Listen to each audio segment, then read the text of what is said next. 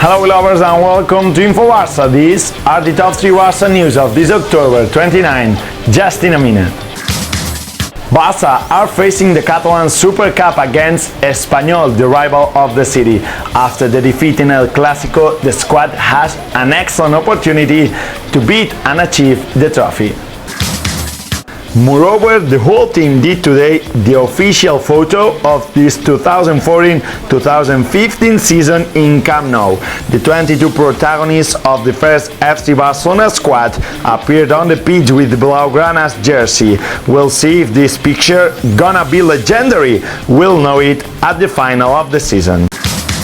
And today we want to discover you the goalkeeper of Barça Women's team. Laura Ràfols is in charge of Barça's goal and is one of the leaders of Barça Women's first squad. If you want to know more about her, watch it at Weloba.com and discover the report made by Marc Peirón, Marc Cobo and Arnau Martí. And pay attention to this video because before finishing we want to show you an amazing goal made by Pau Servat, the best goal of the youth categories that made this weekend. He is just 10 years old.